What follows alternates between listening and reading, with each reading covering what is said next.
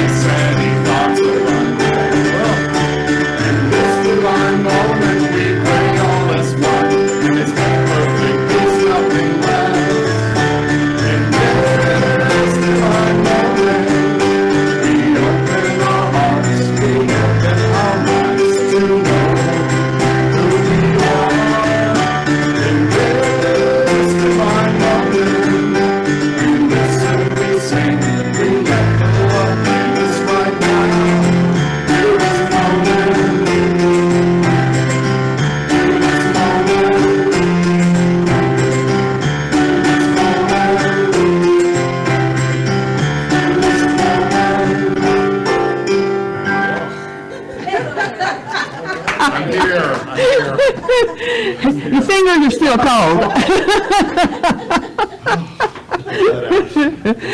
Oh, gosh. Welcome to the Louisville Center for Spiritual Living. Let's ring ourselves in today.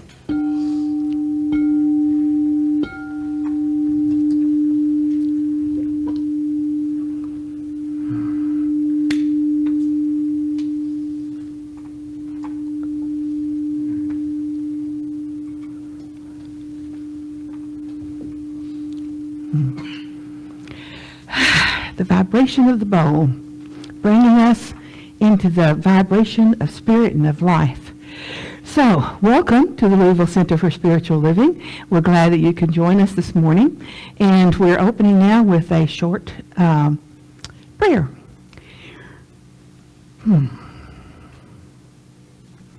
As I take a deep breath, and I still hear the vibration of the bowl, it reminds me that it's all vibration. We vibrate with the spirit, with the universe. We vibrate with each other. We vibrate all the time. And so as we stand here and feel that, we know that there is one life, one love, one joy, one absolute, the creator of all. And we are that too. And so we take a deep breath. We know that we are here to receive and here to give. And with these words, we seal it. And so it is. So it is. Okay. All right. Gordon, I think you're up. Okay. All right. Are we okay here, Brian? Good spot. Okay. You're good. Announcements and upcoming events. New Year, no, I like that. Renewing all the time. And that's good. Let's go. Okay. We're not DQ, but we have great Sundays. Oh. That is so bad. Did you invent that one, Bernard? Or was that Pat? That's so bad it's great. Yeah, I love it. We're not DQ, but we have great Sundays. We do. Take it or leave it, our Tilly, for today. We have some items in the back. Make sure you take all of them. Just from the back, nothing until it's put back there? Okay. All right. Guest speaker January 26th, Jane Elizabeth Smith. And I think Miss Jane has been with us once before. Okay. And the community visioning is still going on for LCSL. first Saturday of every month, February 1st, 10 a.m. to 10:45 a.m. Eastern Standard Time. The Telebridge, if you haven't done the Telebridge, you ought to do it just to say hi to everybody, because it's very cool. And contact Vicki, LSP, for info regarding the community visioning. Do you want to add anything to that? No, that was beautiful. That was a beautiful little soundbite. It's just an ongoing thing, and the more you vision, the more directive spirit receives exactly what we'd like to be having manifest in the actual world. Thank you, Gordon. Okay, you bet. Thank you, Vicki. Mighty Kindness Hoot. Oh, some of you may remember the last one we did. I think it was a couple of years ago now. It's been that long ago when we did the first one? Well, last year they canceled. Oh, that was it, Yeah, wasn't it? so, Okay. yeah, last year we were gonna do it too, but they canceled, so it has been 2 years. Well, I thought I had done something wrong. But, right, don't personalize everything. Okay, I got it, Vicki. So, Sunday, May 17th, Waterfront Park Rule. If you haven't been to one of these, you might want to try this one, just because there's no other one, or the other one that we did, but you can't go back and redo that one. Okay, volunteer coordinator needed. Oh, yes, this is where everybody finds something else to do. But we do need, what happens is you go down and you kind of say, hey, we're over here, every time you see one of us, and everybody thinks it's food or something, I think. They flock to it, and so you start handing out like banners, you know, and flyers and stuff like that. It's really pretty innocuous, I guess you'd say. Yeah, we just need somebody to pull it all together, and it's on a Sunday this year, so whoever does it will have to be down there early on Sunday to set up the table, pick up a good spot, and then be ready, and then we can all come after church.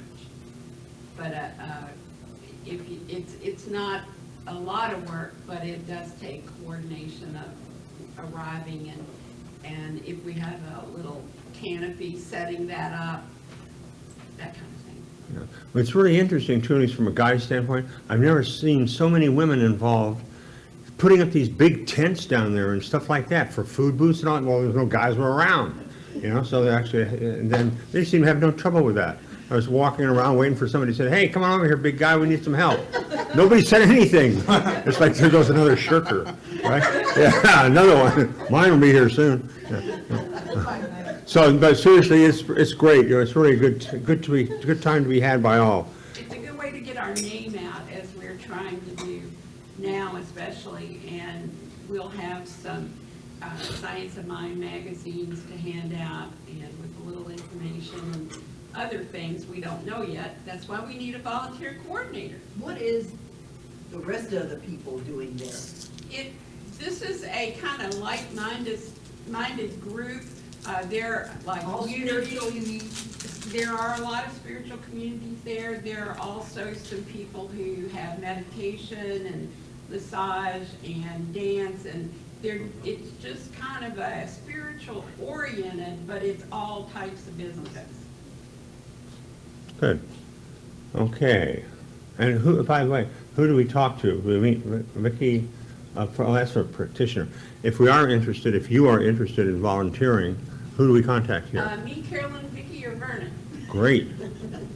That's an excellent question, Gordon. Yeah, I'm learning. Okay. Our next one here, practitioner of the day is our own Vicki Jeter. Meet Vicki up front in the power shower for group prayer. Yes, I will be there, and I am asking anybody that's interested in prayer support, let me know right away, because we're on a little bit of a schedule today, so absolutely can't wait. Just meet me right away at the power show. Now, this confidentiality thing that you have, I mean, there's even a line of it up here. So I guess, do you want to say anything about that? Like if you were saying something, I guess, to you that you really don't want to talk to anybody else about, or you don't want to get out or something? Just give you a heads up. Anything you bring to a practitioner or to Carolyn, as we're all practitioners together, it is a confidential service. So you can say anything that we said. Sometimes people think that confidentiality goes both ways, like they're also not supposed to say anything that I said.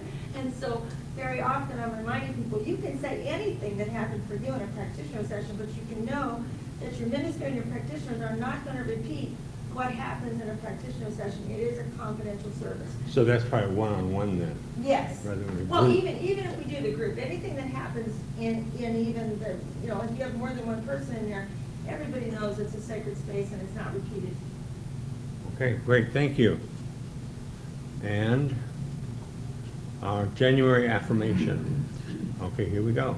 This is the year I will be stronger, braver, kinder, and unstoppable. And this year I will be fierce. Yes. I wonder if that means you will volunteer to coordinate the hoot. You get to put the Annie back in hoot, too, I bet, you know? Yeah, that's right. Okay, tell your story. Who has another story? And we promise high levels of confidentiality with your story. There are some chapter books I would not bring in here, as they say. Oh, what do you have today?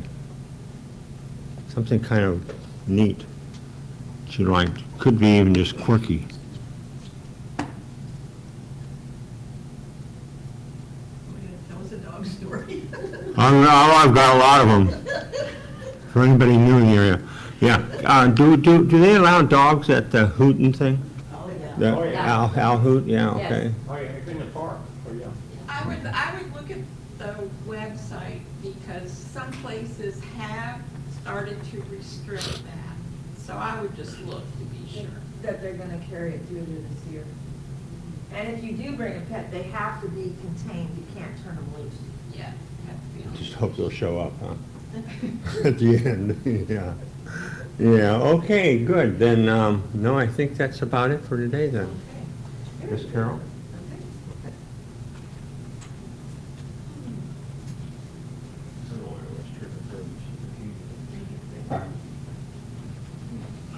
That's okay.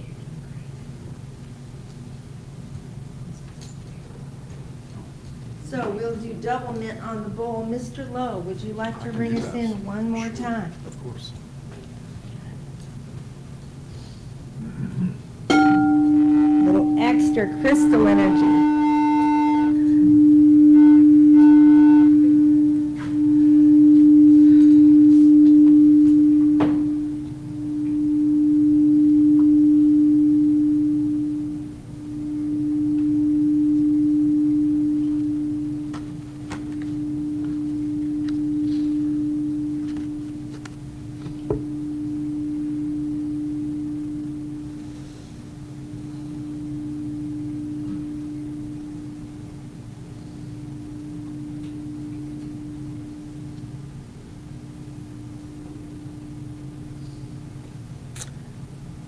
So, as you all may know, you may not know, but today our theme is how do we talk to people about what we believe?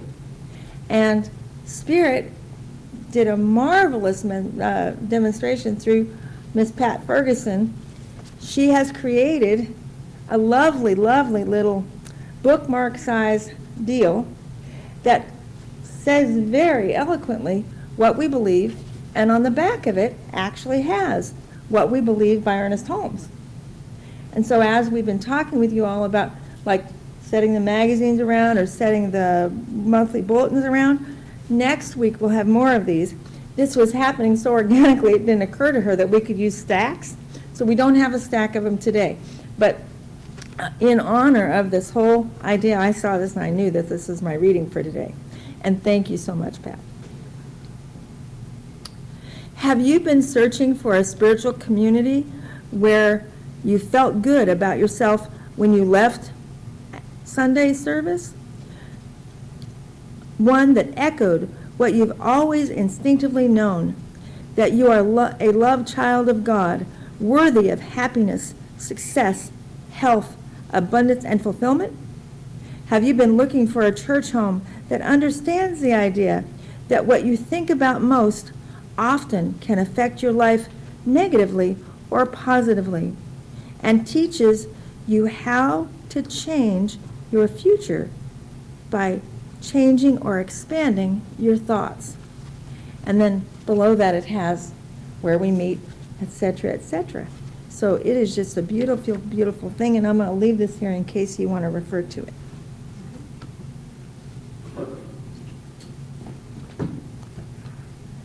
Thank you, Susan.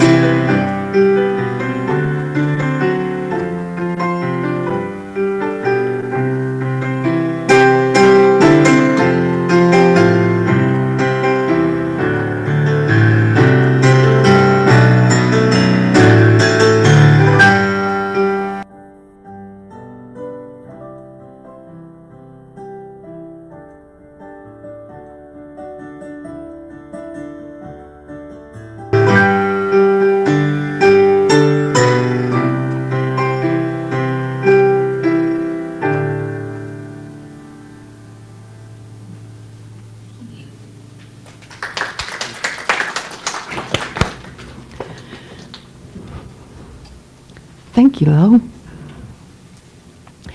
Okay, today is going to be a little bit different service because we're going to be very interactive about creating our elevator speeches. And we're going to be focusing on the different things that we would want to say to someone if we had met them for the first time and they showed any interest in what we did, or somebody in our families who said, I don't know why you go to that cult, and that kind of thing. So to give you answers for those questions so that they are not so hard for you to understand. Many of you remember Sue Fatfinger, and she was forced to be reckoned with. And I just loved her. One day she said, I don't know why. I asked her why she brought so many people with her, because she brought several people with her. And she said, well, I just tell them that I don't really understand it, but I'm not as angry as I used to be, and my life is better, and they ought to come try it. That's what she'd say. But she did. The teaching for her, the main thing was anger. And so she was able to let that go and have a happier life. And so that would be her elevator speech if that was just for her. Now, before we start there, I want to read you a quote from the Science of Mind text. Today, the 4 Sundays in January, we talked about the thing itself and what it does, and today was supposed to be about successful living, which I think this will fit in just right with that. But I do want to read you one of the quotes. No person whose entire time is spent in the contemplation of limitation can demonstrate freedom from such limitation. That is basic to our teaching. We are not a get-rich-quick kind of a thing. We're not, you get something for nothing. When you move into the principles and begin to use them, then you begin to attract to yourself what it is that you're focusing on. So if you're focusing on limitation, then that's what you attract, and that's what you express. If you're focusing on success or health or wealth or whatever it is, the more you can clear your thoughts in that area, the more you will see it demonstrated in your life. So that's very basic to what we teach. And I wanted to share that with you. And then I also wanted to start on the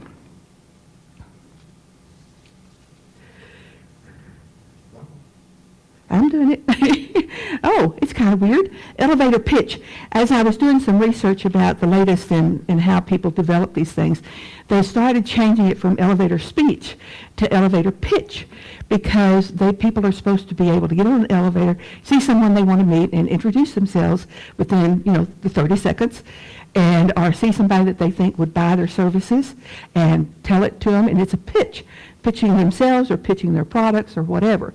Well, we don't do that. We don't evangelize. It's not about finding somebody and say, have you? I love a story years and years ago. I was Episcopalian, and a bishop came through and was doing a workshop. And he was talking about that very thing, how people can be quite single-minded and rude. He got on an elevator in San Francisco. Now he is going someplace, so he's in his full purple, robes, and if you've ever seen him, they're just gorgeous. He's got his hat on, he's got his gold cross and his, and all this stuff. And a young man got in the elevator and he said, "Have you taken Jesus Christ as your personal Savior?" The bishop said, I'm a bishop in the Episcopal Church. Yes, but have you taken Jesus Christ as your personal Savior? And the arrogance of thinking that one way of thinking is the only way of thinking. And so they try to push that. Well, we don't do that. One of the things about us is that we welcome everyone.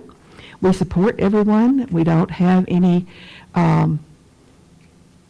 things about this is wrong and this is right.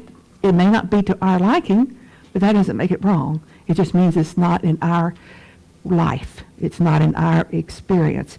And so we are a totally supportive group. We don't ask anybody, on the street if they need to go to Science Mind, or go to my church with me. But we do want to be able to explain who we are when we meet people.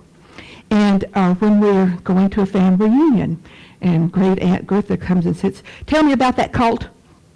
we have something that we can say without offending, Bertha, and without being speechless about how to respond. Okay? So that's the kind of things that we're going to be working on today. But I did want to first share with you that basic to our teaching is one, there is only one. There is only one. No matter what you see, no matter what you feel, no matter what anybody else is doing, no matter how big the universe, it's all one. It came from the same substance, and so we are all in that, the oneness. And so the more that we accept that and live that and become it, then the more we will be in vibration with Spirit. And the more our lives will fall into that feeling of, wow, this is nice. This is better than I could have asked or thought. So that's one of the things that we teach, is that there is only one, and that is basic to everything else we do. We teach that each person has their own relationship with the one, and so they don't need a mediator. They don't need someone else to help them do that. Not that they don't sometimes ask for help, and not that they don't sometimes find a mentor or a teacher or whatever, but it's not like they have to have someone else be a mediator between them and Spirit. If they are willing to create their own relationship, they can do that, and it's there for them to have that opportunity. And so we think and we create the way the one creates. Everything that you see was a result of the meditation of the thing itself.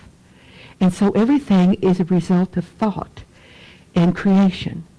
And the one thing we know for absolute and about the Spirit is that it's very creative.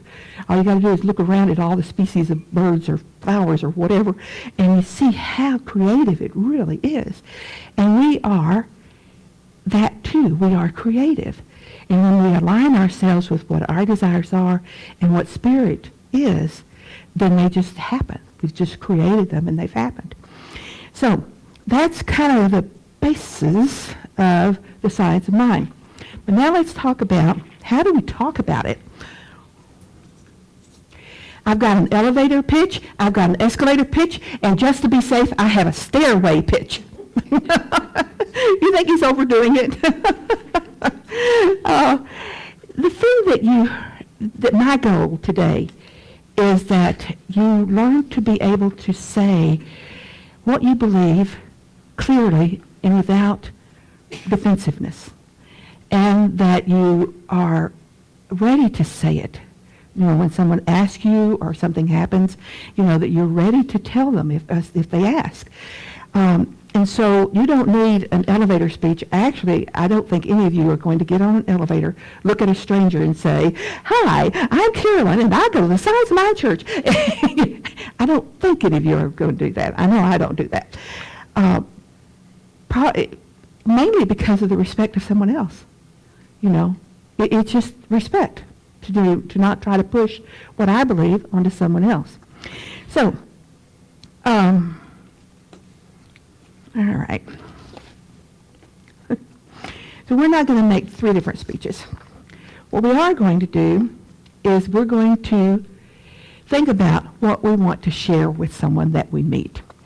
So let's say, if you were here last Sunday, and most of you were, you had, I asked you to think of 3 things that brought you to Science of Mind, brought you to our center, 3 things that you really valued.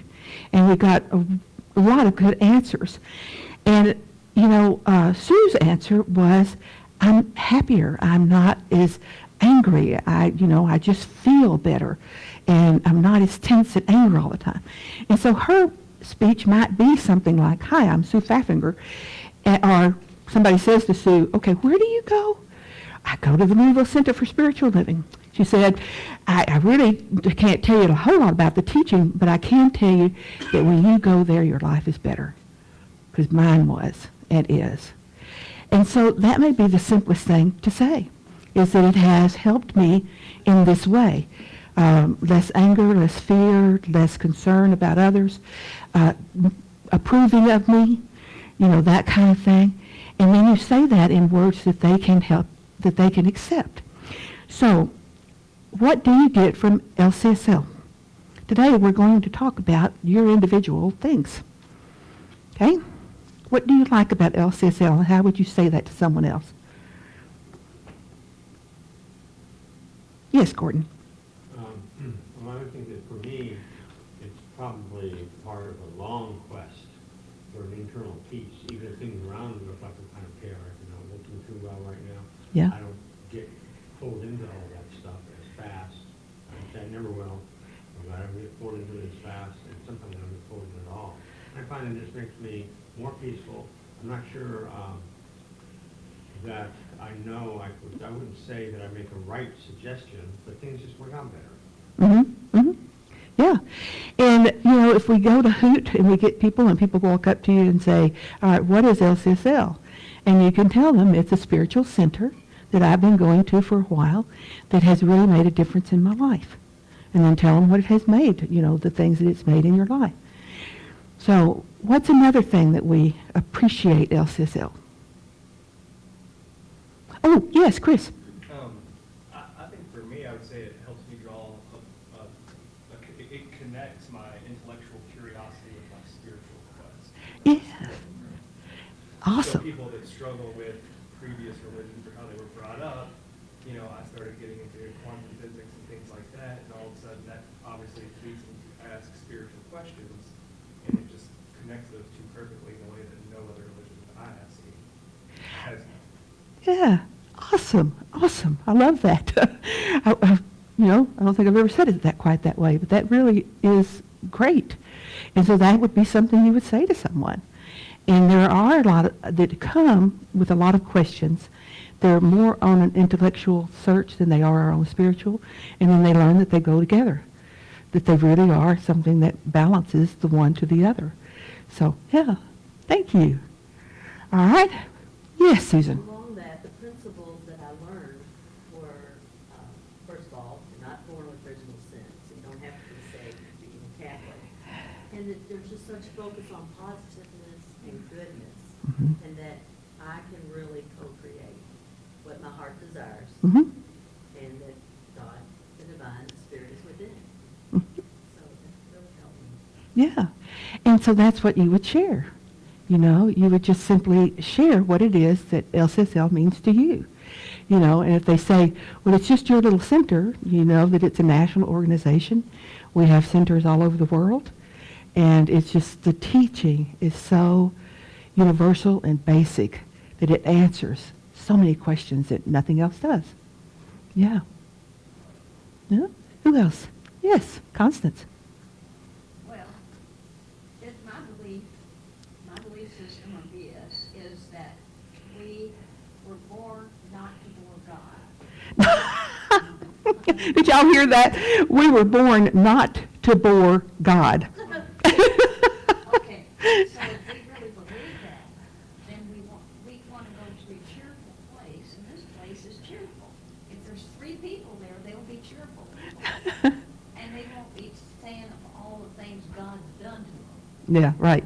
So I just say if you want an interesting time, and you're not going to be bored, and you're not going to feel pitiful when you leave, then go to my church. Cool. Very cool. You know, because many people do leave their churches on Sunday mornings not feeling very uplifted.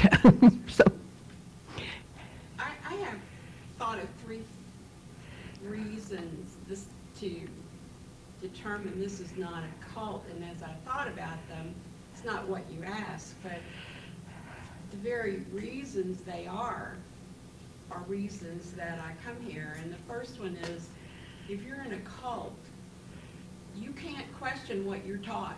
right. And here you're encouraged to discuss and question what we teach. In a cult, you can, if you don't come on a Sunday, there'll be people calling or even at your door saying, why weren't you here? When are you coming back? But we might check on you to make sure you're okay, but we will not be saying, you got to get back there, No. because you have total freedom to come and go as you wish here.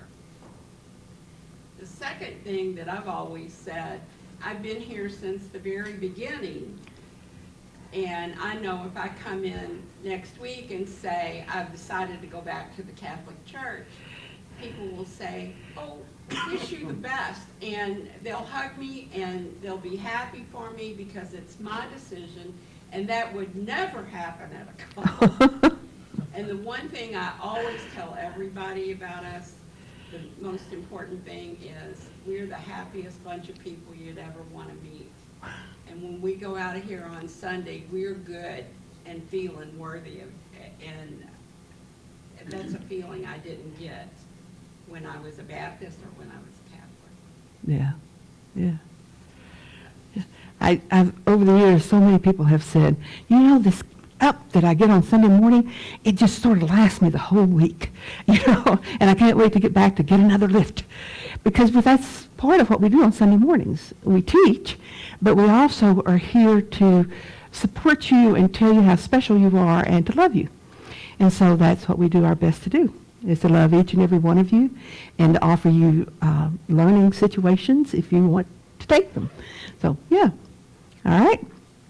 Carolyn, sometime before this is closed, would you be willing to answer the question when someone asks, like, have you been saved? Or what do you mean you don't believe that it's because Christ died for your sins that you're going to heaven? How can you say that? It might be good to say how you answer that. Well, one, Ernest Holmes studied the Bible a lot, and you'll see a lot of quotes in what he wrote. And he really did consider Jesus to be the greatest man who ever lived. But he did not consider him a separate man. He was an example for all of us. And he said that himself. The things I do, you will do more. And all of those other things. He wasn't here to say, I'm special and you're not. You have to go through me to be special. He was there to say, we're all special. We're all part of the whole. And so he would do that, and that's what we do too. We respect Jesus. We teach some of his stuff all the time, because oftentimes, if you read the Bible with the new eyes, you will see metaphysical truths all through it. You know, they're just right there. And so you get that he was connected with Spirit in a way that most of us are not. But it's not that we cannot be. It's that we don't do the work. You know, being in relationship with the Spirit takes effort. It takes time. It takes listening. It takes study. It takes all those things that we do some, and maybe we don't do enough. But, yeah. Does that answer your question, kind of? Well, it did some for me. Does anyone have anything else they'd like to ask in this area while we're talking about it? Well, we're a revelation ministry as opposed to a salvation Yes. ministry. And that's the big thing. We don't believe in original sin and that you have to be saved to be worthy or to be loved or to go to heaven. Right. So the salvation says that you have to have something to save you, and we don't believe that. And so we are just re-emerging. We are just coming to know ourselves and who we are and where we fit into the whole of the universe. So, yeah. Yes.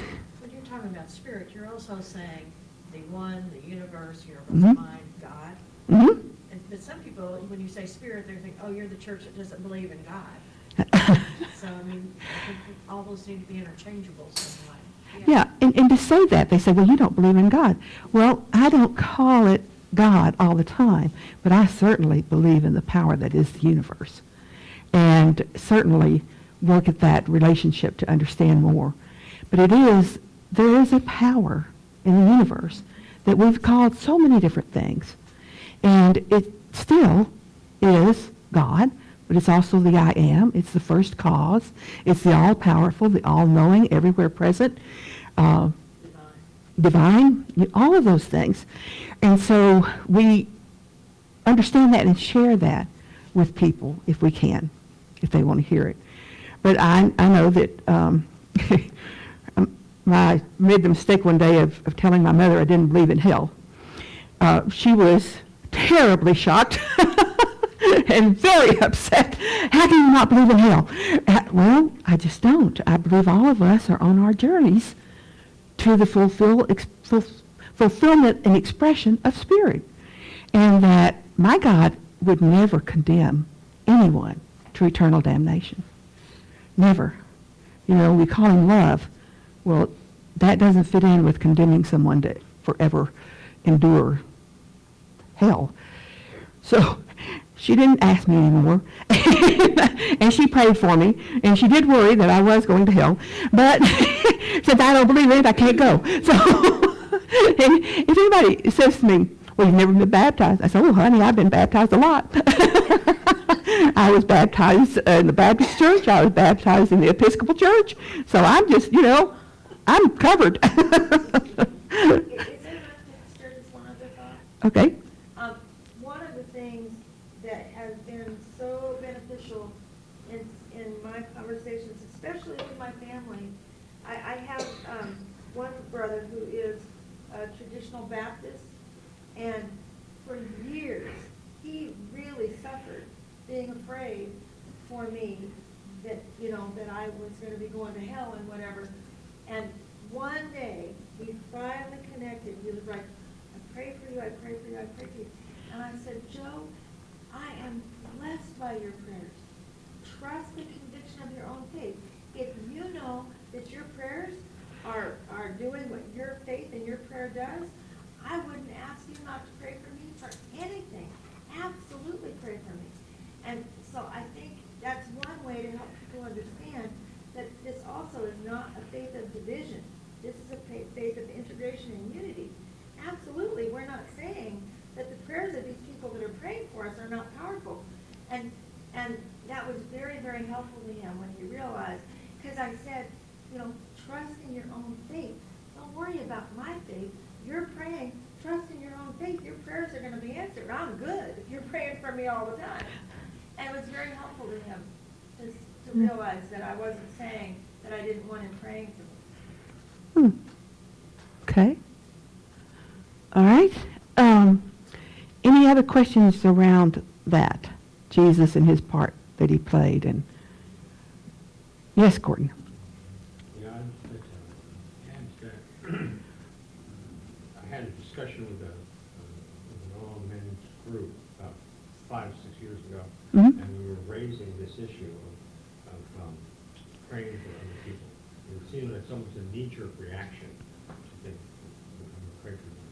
I know what to pray for, too, by the way. That's what their attitude was. And it was just, we didn't really have much language for anything else at that point. And I appreciate what's happening here. But very simply put, I know I was astounded then that so many people thought they knew the answers and they could ask God to take care of you and fix you up this way. And I'm thinking, how can you possibly do that? How is that even possible? I don't know, exactly what I should be doing all the time. Right. Well, in people, it's very easy to say, I'll pray for you. And in our teaching, and when we're teaching a practitioner, we stress that we don't pray for someone who has not asked for it. Because we don't know what they want. We don't want, now we can pray for their highest and best, but we really don't know what it is that they want. And unless they've asked us specifically, then that's about all we can do. There's, a family who has someone ill, and they'll say, okay, we're going to pray for her, and we're going to get her well, and she's going to be fine, and that's what we're going to pay for. She's going to be okay. She's going to be dancing next week. And so they really pray hard that God will heal this person. But the person doesn't want to be healed. If you were to sit down with them and talk with them, they want to go. They've been here long enough, and they're tired. And to be ill and to hang on is something they don't want to do. And so you can't pray for their health and still respect who they are. Because it's not up for you to decide what somebody else needs. Sue is that way. She died of cancer. And I would go and sit with her, and we'd talk about all sorts of things, and I'd say, Sue, you want to pray? Nope. I think, well, why not? You know? She said, no, I'm okay. I know where I'm going. I know what's going to happen, and I'm just ready to go.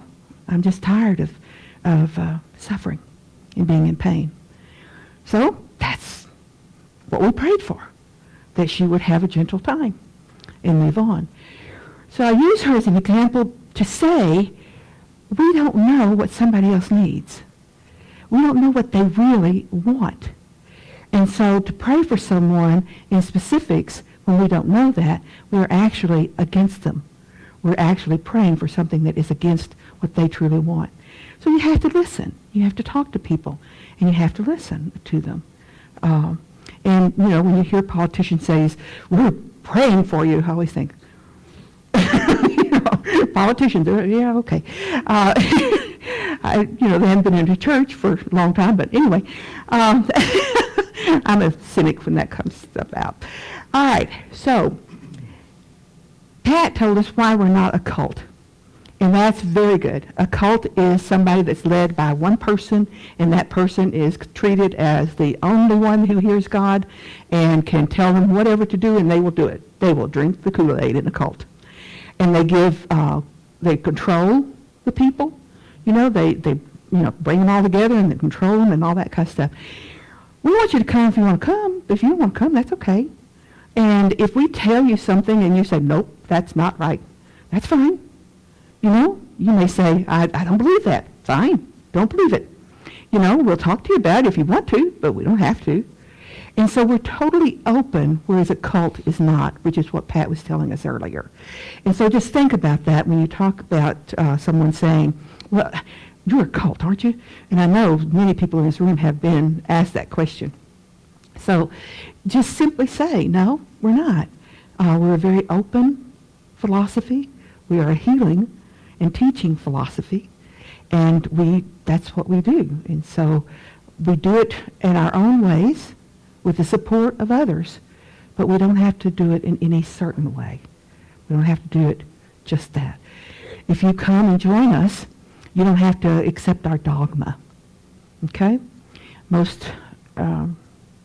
Every church I can think of at the moment has a dogma, that you do this and you do that and you don't do that and you do that kind of thing. We don't have that. We're going to tell you what we understand about God and about spirit and about the one substance and all of that and how it works. But what you do with that is up to you. Make sense? Okay. All right. And we're not Scientology. And Scientology might be considered a cult because they are very strong in the writings that you follow, just this, you know. But we're not Scientology. That's not what we do. Let me say this, the science of mind, the reason that Ernest Holmes named it that, was he wanted people to understand that understanding how the universe worked was like any other science. You can test it, you can prove it, you can look at it, you can study it. It's not some airy-fairy thing out there for a few people. You can study it, all of us can, and you can understand it, and you should be testing it, seeing how it works for you. And so we are totally open in that way. Now,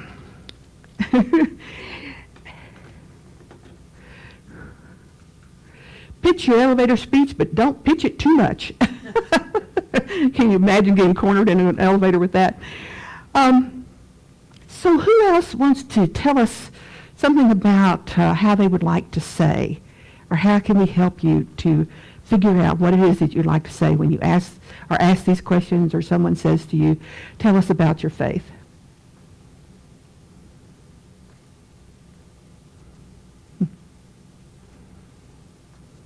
Anything that I might stress, I might want to stress the value at many different levels that we hold regarding everybody being on their own journey, spiritual journey. And it's kind of for people who need permission to do that, to be on their own journey, could be helpful for them to know that, yeah, we believe that too. And that's why we have people at different levels and different things, And we will help you on that journey. I'll give you something to drink, so to speak. Yeah. Water. Yeah. Truth, as we see it. Because there again, it is how we see it. And been proven a lot, but it's still our truth. And we know that, and we don't push it on other people. So yeah. Yeah. Okay. Now, what else? Yes. It's really hard for me not to say, my God isn't like Santa Claus. It's not up there with the naughty or nice list. And I know that's just not a good thing, wouldn't be a very helpful thing to say, but that's what comes to mind right now. And I can't help it. Well, and actually that's not a bad thing to say, because a lot of people do believe that it's like Santa Claus. If I ask, then he'll deliver, kind of a thing. And it takes, do what? To be good, too. Oh, yeah. If you've done all the things that if you've been good and followed the rules and done all of that, then. And if you don't get the answer that you want, God's ways are mysterious. That's the pretty pat answer. So you have to ask yourself, when you're talking to someone about that, I don't think there are times when that wouldn't work really well, actually. To say it's not like naughty or nice, and it's not like whatever I want, I'll have to ask for it as long as I follow the rules. But we also know the conviction of your beliefs and the conviction of your thought influences spirit. So if you are so sure that this is how God works, and you are so sure that you're on the right side of God, and you are so sure that he will answer you, he will.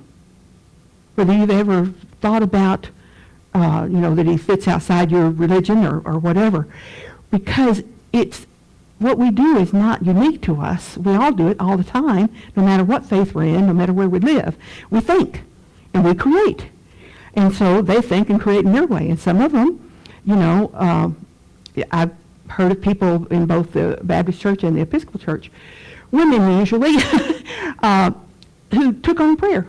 That was their life. And they took on prayer, and their prayers became very effective. And people would go to them and say, would you pray for me? And they would have results. Because they had devoted themselves to being in that place of knowing that they are doing what the right thing is. They're not carousing on Saturday night, and they're not keeping their tithe at home. They're praying their tithe in, and all these things that they've been taught that they needed to do. And they do it. And then they move into a place where they move from dogma into spirit. And they know with a faith that is rock solid. So, it makes sense. We're not, it's not like we have a secret that no one else has. It's like we have an understanding that most people don't have. That doesn't make them wrong, it just makes them different. Oh, Vicki. So just one other thing, I'd like to thank you for saying that, Paula. One of the things that really freed me up to say what I believe in a more relaxed way myself, actually, for me, the reason why your analogy actually can be very effective is because that analogy demonstrates exactly what we're saying, but it's not at a godlike level, so it doesn't feel blasphemous to say it. So as they hear you say that, they can hear that a little clearer. And then, because when you appeal to someone's mind that they don't have any fear around, sometimes they can see a truth for themselves a little easier. There's no fear there. Because one of the things I discovered the most is that there is a distinction between what people believe they're supposed to believe and what people actually believe in their heart.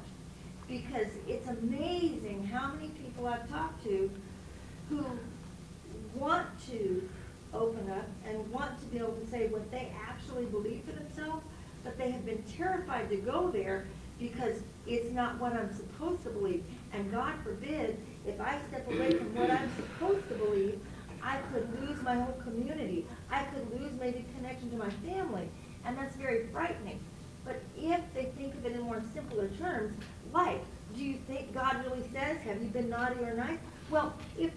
think about it, they actually probably don't believe that could possibly be true. But because they've been programmed that way and there's so much writing on it, especially for people that have children. Oh my goodness, people that have children are so afraid to teach their kids something else because to turn their kids loose and have them saying, oh, well, we don't believe da-da-da, then it just causes a fervor and then they don't know what to do about that. Yes. That's another thing too, so many people with different friends with different religions, they operate so much from guilt. Yes. You know, there's just so much guilt. If I don't do it this way, then, oh my gosh, I'm so guilty. Mm-hmm. You know, There's a lot of fear. Yeah. Well, churches have been using guilt to their advantage for a long, long time. They've instilled it into their dogma, you know. And so if you are of the belief that if you don't get it right, you're going to hell. If you don't get it right, sorry, but you're going to hell. Then they worry a lot. Am I getting it right? Is this okay? And when we tell them you're going to heaven, I don't know when you'll get there, but you'll get there because it's all a process. You know, and we are being drawn forever closer to the full recognition and expression of the one.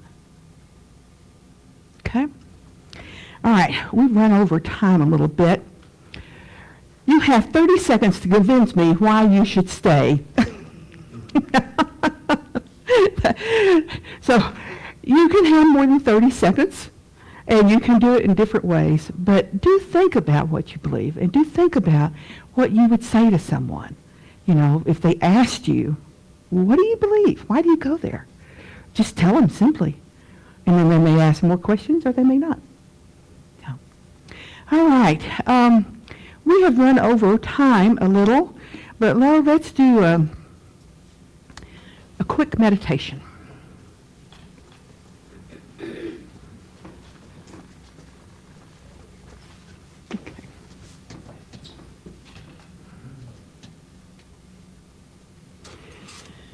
Okay.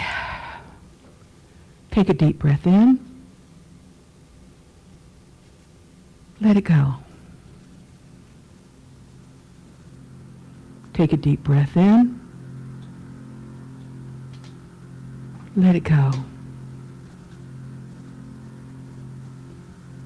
Take a deep breath in.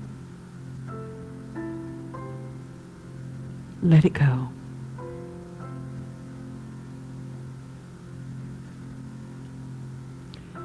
You may have a mantra that you use for yourself, and you may want to do that, but I just offer this one.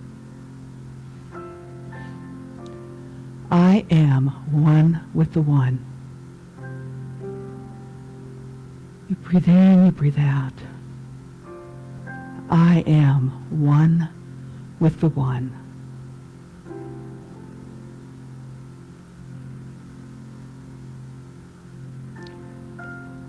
As you set the rhythm with your breath, you're setting the truth of the statement deep within your very being. I am one with the one.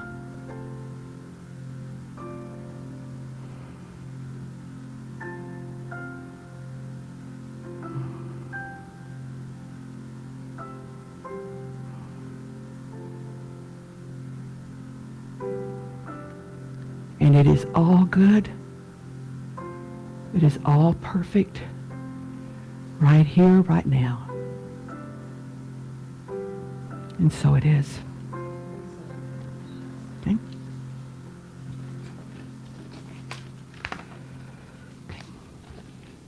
Want to skip the meditation? Oh, yeah, we'll skip meditation song. Yep, okay.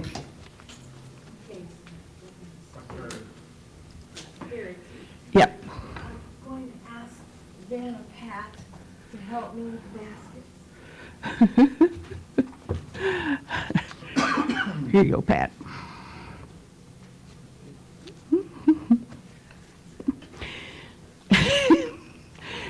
Some of y'all know that we financially were a little bit struggling, and so there are some things that I miss about the Baptist church.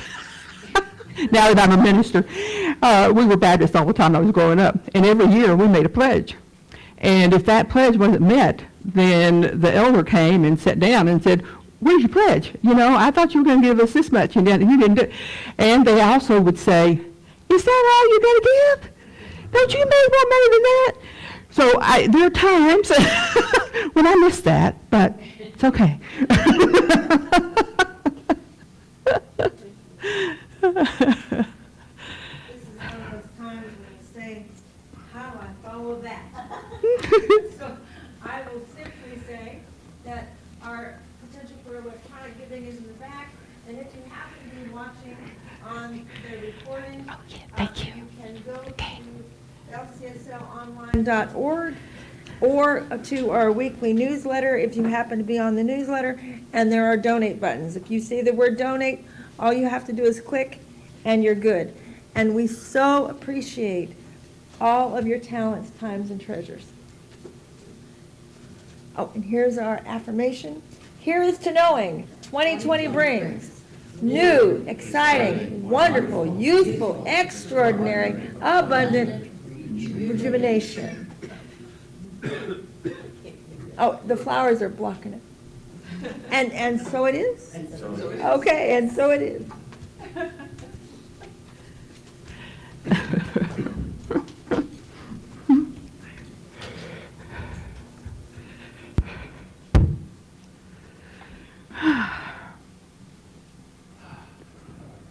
Thank you. Okay, so we receive our tithes and offerings, and we are blessed. And we acknowledge that blessing. We acknowledge that the prosperity of this center depends on us, and we depend on Spirit for our abundance. And so we give with joy, and we receive with joy. And together, and so it is. This is the prayer box, and we have, there are no new prayers in the prayer box. So I just bring it up here so that you know it's here, and we would love to be able to pray for you. I would not use any specifics during this time, but we, the practitioners, take it and pray for what you've asked for, exactly what you've asked for. Okay, so a quick prayer.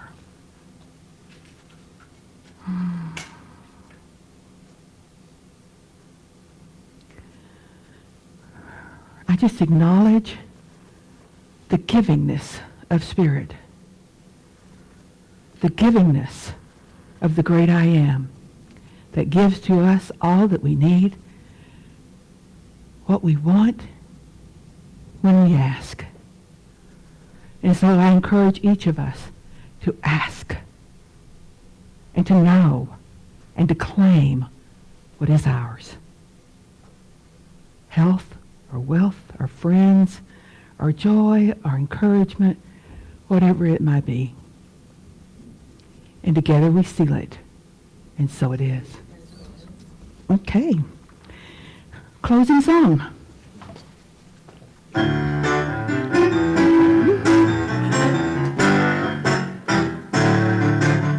am peace. I am joy. I am love. I am peace. I am joy.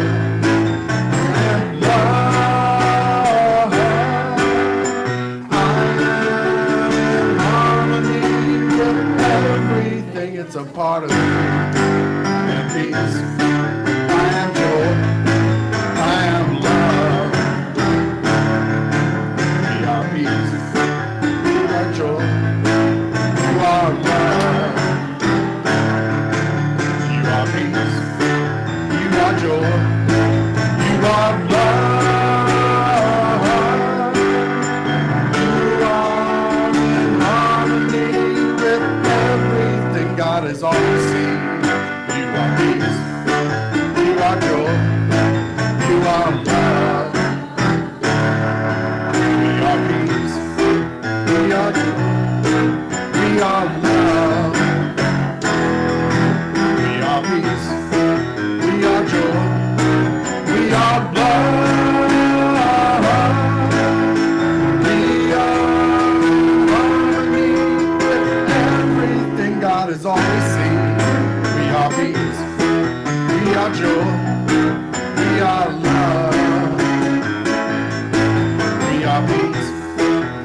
are joy, we are love.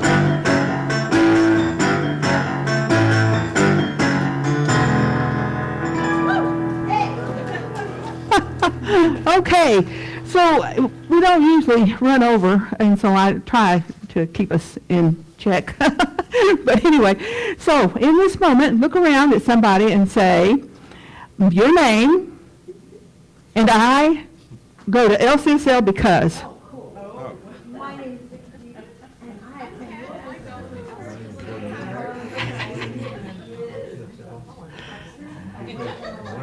Tracy, and I go to LCSL. I feel better when I leave.